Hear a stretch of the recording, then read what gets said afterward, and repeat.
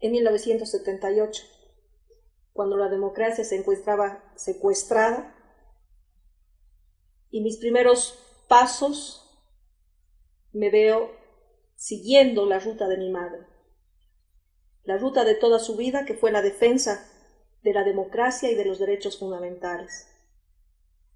Me veo andando por la catedral, la compañía, por San Francisco, aprendiendo en el rostro de la gente en las iglesias lo que era el miedo a perder la libertad y la vida. Ahí comprendí la gran importancia que tenía esta palabra democracia y lo fundamental que era en la vida el respeto a los derechos. Desde entonces hasta que en 1979 mi madre es designada como la primera ministra, mujer ministra en salud en el gobierno de una gran mujer como doña Lidia Gayler. Aprendí el nivel de compromiso que significaba la lucha por la democracia y el compromiso por Bolivia.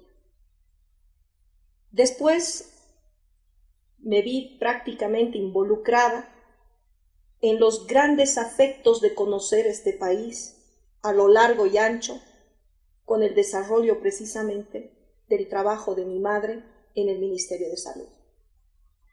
Pero uno de los momentos más importantes, sin duda, que marcó mi vida fue el golpe de García Meza, que secuestra nuevamente la democracia en este país y que va a motivar fundamentalmente mi lucha.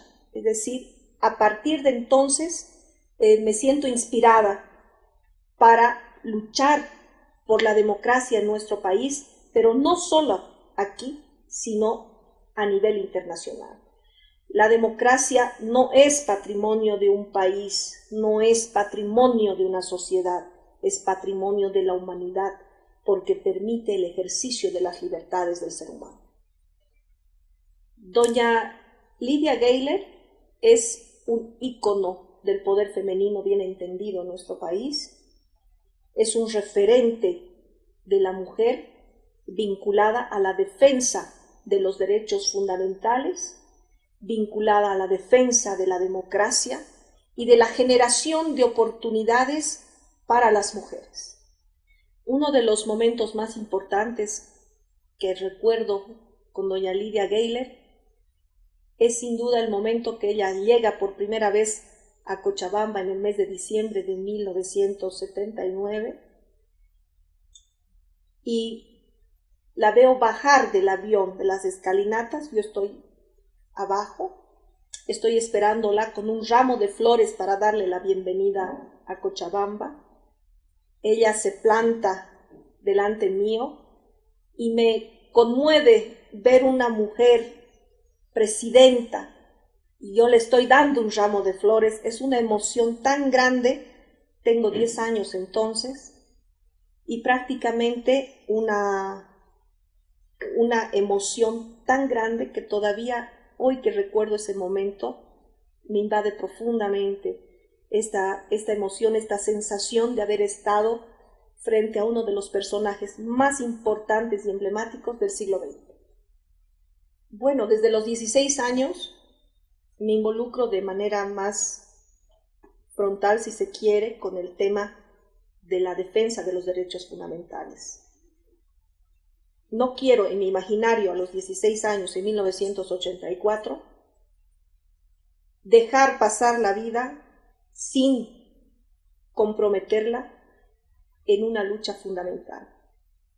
La democracia, la libertad, la vida son esencia inmanente de los derechos fundamentales, de la democracia y de una forma de vida que deviene fundamentalmente del compromiso de servicio y del compromiso de entender la política como un arte de servir.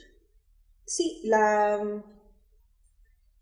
yo inicié mi vida por los derechos humanos en la defensa de las libertades democráticas, por las libertades democráticas en Chile. por las mujeres integradas por las elecciones libres, el no a Pinochet. Esto supuso el ingreso a Chile en un primer momento cuando nos reunimos las mujeres del continente americano y participó también en ese encuentro una emblemática mujer de Centroamérica como fue Raquel Blandón de Cerezo, con la que prácticamente tuvimos un gran encuentro en el hecho de definir la participación de la mujer en esta lucha democrática, por la democracia. Es ahí donde nosotros prácticamente visualizamos el primer trabajo que hay que hacer y el cual se va a desarrollar de manera sistemática para lograr alcanzar la democracia en Chile. Después de eso, que fue en 1988, para 1989, en el Encuentro Mundial de Jóvenes Políticos, en el que participaron 102 países y 10.000 jóvenes estuvimos presentes, se discutió aquello que era fundamental para América, para África y para también gran parte del Asia, que era el tiempo de la lucha y de la defensa por la democracia. Si bien para muchos estados europeos y del norte era tiempo de celebrar la libertad, para nosotros que estábamos al otro lado del mar era un tiempo indispensable de defensa de la democracia. Los hechos se sucedieron desde París para encontrar a los jóvenes de América unidos en un movimiento único que pretendió precisamente eso desde entonces. Y fue este movimiento el que logró articular no solamente el Directorio Democrático Revolucionario Cubano, sino también Operación Boitel, que es sin duda uno de los grandes programas de difusión de la situación cubana, de este gran abuso que estaba sufriendo entonces el pueblo cubano a través del régimen castrista. Esta lucha no ha sido fácil. Llevamos cerca de 30 años en la misma lucha, con resultados realmente difíciles de mencionar actualmente, porque estamos hablando incluso de niveles de daño antropológico muy profundo. Este tema de la democracia y de la defensa de los derechos humanos no es un tema sencillo, no es prácticamente un tema de la noche a la mañana, es un proceso social que debe seguirse y es una agenda individual de compromiso que debe conseguirse en cada uno de los pobladores, en cada uno, en este caso, de los bolivianos. Mire, a mí me ha tocado vivir la experiencia más triste de mi vida, como es la recuperación de los balseros, de gente que se lanza en unos neumáticos de carro forrados por debajo con una red de pescar, con una cantimplora y a la mar. Son 90 millas que separan este secuestro de la libertad. Y estas 90 millas están infestadas de tiburones. Realmente uno se pregunta cómo y cuánto puede valer la libertad frente al riesgo de la propia vida. Realmente alcanzar la otra orilla es alcanzar la democracia, es alcanzar el respeto de los derechos fundamentales, es alcanzar el sueño de una vida en libertad. Y eso no importa si tenemos que transitar entre las fauces de los tiburones.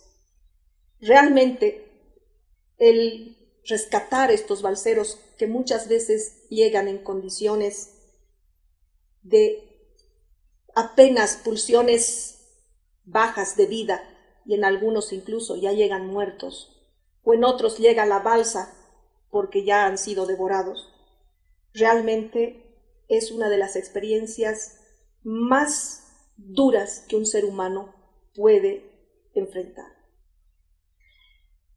Estos balseros, a un grupo de cubanos exiliados, los invité a venir a Bolivia y traer estas balsas para exponerlas, para que la gente viera y la gente se comprometiera con la lucha por los derechos fundamentales a partir de esa experiencia. El resultado que obtuve con Operación Boitel fue una amenaza constante a mi vida y a la de mi familia. Prácticamente de manera sistemática durante 6 meses estuvieron atacando, incluso mataron uno de mis perros. Y todo esto, lejos de amedrentarnos, porque el miedo no es patrimonio familiar, no quedamos ahí, sino que seguimos difundiendo, seguimos trabajando. Y esto es uno de los hechos más importantes quizás, porque a mí me ha vinculado durante 30 años de vida a esta lucha permanente.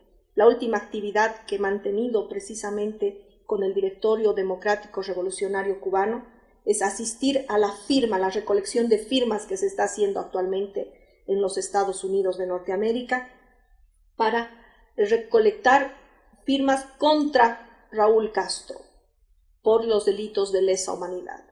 Creo que esto es insuficiente porque el daño antropológico a Cuba es grande y profundo, y eso solo se ha logrado conculcando la libertad y fundiendo la democracia. Bueno, no sé cómo debiéramos ver los derechos humanos cuando tenemos como ejemplo a Cuba y todo el daño antropológico que en este momento está sufriendo. Prácticamente donde se ha conculcado la libertad, y este ejercicio no existe en el imaginario colectivo de Cuba. ¿Cómo podríamos hablar de derechos humanos en Nicaragua, cuando prácticamente el gobierno ha sometido al pueblo a las balas, al hambre y a la burla del ejercicio de la democracia? ¿Cómo podríamos hablar de derechos humanos en Venezuela, cuando a ese gobierno no le interesa absolutamente el dolor y el hambre del pueblo venezolano? ¿Cómo podríamos hablar de derechos humanos con esa gran marcha por todo el continente? Una marcha que lo único que hace es comprender que es el derecho del hambre y de la desesperanza que se está ejerciendo en ese momento. ¿Cómo podemos hablar de derechos humanos en nuestro país cuando el pueblo ha sido violentado en su derecho a expresión, en su derecho a elección, a través prácticamente de dejar inexistente el 21F por el gobierno? ¿Cómo podríamos hablar de nuestros derechos fundamentales como nación si tenemos que salir a las calles, si tenemos que configurar plataformas para defendernos de este ataque del gobierno de Evo Morales, que intenta consolidar el secuestro de la democracia en nuestro país? ¿Cómo podríamos hablar de derechos fundamentales cuando absolutamente en el mundo estamos viendo el ejercicio de la conculcación de las libertades del ser humano? En este momento, nosotros, todos los bolivianos, debemos comprometernos con nuestra causa principal y fundamental, la defensa de los derechos fundamentales, que tiene que ver y que es el pilar fundamental de la defensa de la democracia. Y lo debemos hacer en todos los niveles y en todos los espacios. En la calle, tenemos que hacerlo en las aulas, tenemos que hacerlo en nuestras casas, tenemos que hacerlo desde nosotros. La democracia no está en un abstracto, la democracia está en cada uno de nosotros. Si nosotros no somos capaces de transformar la historia de nuestro país a partir de un compromiso personal, la democracia no va a poder ejercerse absolutamente en este país. La democracia no es patrimonio del gobierno de turno de Evo Morales, que ya la ha secuestrado de manera absolutamente violenta, porque la conculcación del respeto al 21F es un acto violento. Nosotros debemos defender esta democracia desde los partidos políticos, desde las plataformas, desde las casas, desde las aulas, absolutamente desde todos los niveles y espacios. Nuestro compromiso de vida está aquí. Esta es nuestra oportunidad para defender una sociedad, aquella en la que creemos, donde se ejerza la libertad y donde la democracia no sea un discurso, sino una forma de vida.